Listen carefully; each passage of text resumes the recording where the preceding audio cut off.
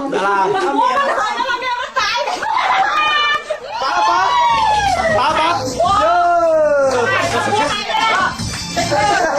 ตีเลยไม่เป็นไรไม่เป็นไรทางด้านพุ่มมาล้างยังก่อนแล้วก็ล้างจับเสือแค่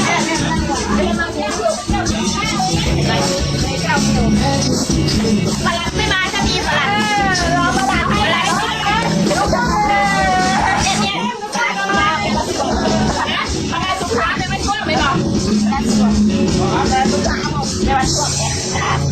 เดี๋ยวแม่ให้ต้นยางเดี๋ยวให้ต้นยางหวานจะมองเดี๋ยวจะพูดนักเพลงนะเนี่ย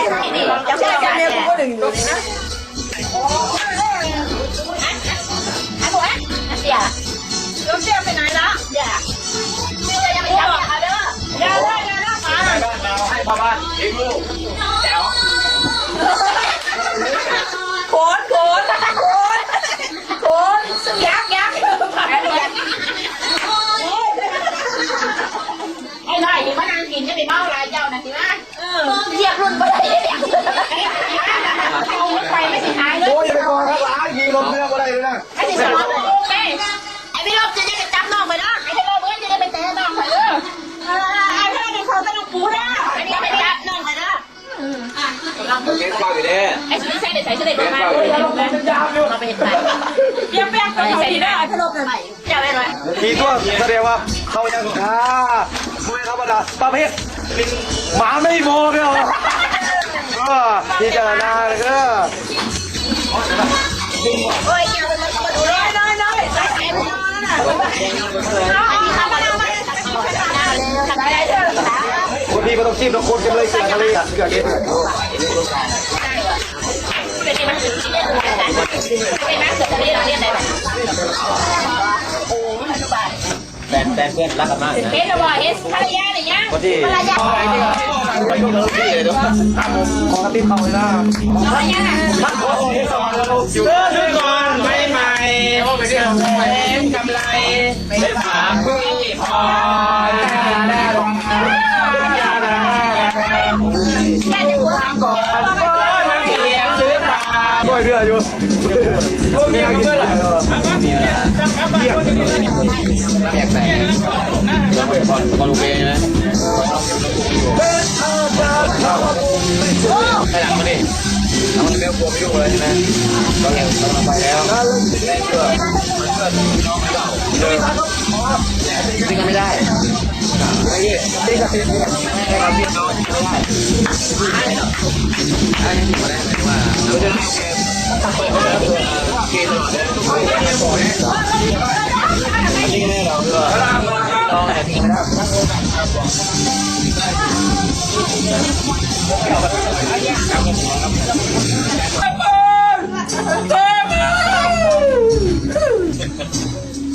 เรื่องการมาคนน่าเป็น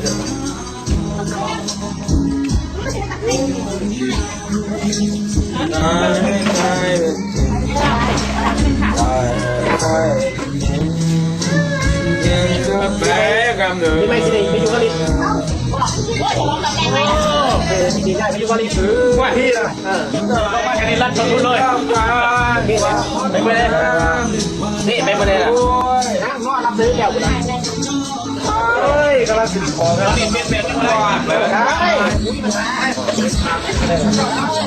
วันนี้แข่งไงวันนี้แข่งเยอะวันนี้แข่งกระโดดลงจากคุณนั่นแบบนี้เดี๋ยวจะมาเล่นจะมาอะไรตีเต่านะข้าวหวานอะไรไม่ได้โยนลงมันนี่ได้เชื่อขอบคุณจะมีอยู่แล้วเฮ้ยจะ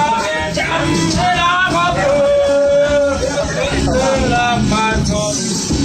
ทานตลอดอะไรวะผมไม่ได้ผิดนะ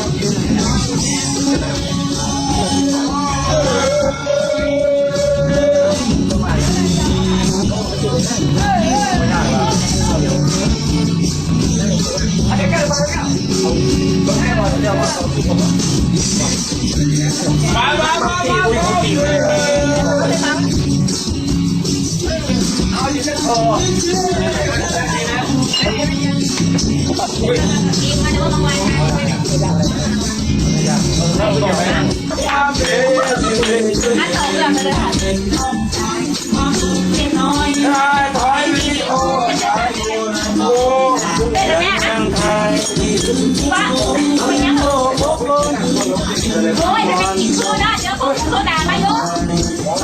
มันเป็นสุดเลยสุด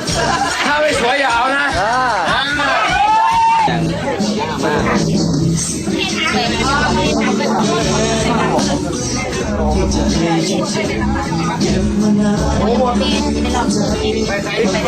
ไอ้มองผมไม่อย่าสูบ3 ต้นสาวกันสนามเด้อเมย์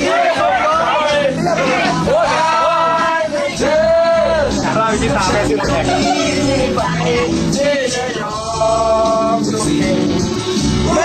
งไม่เคย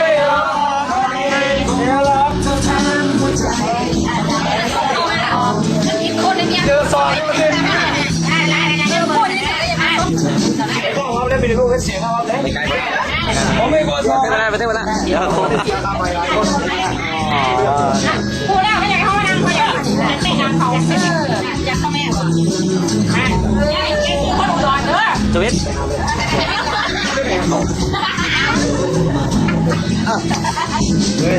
คนรับค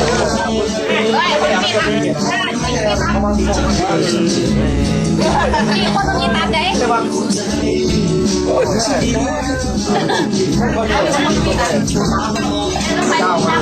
ไป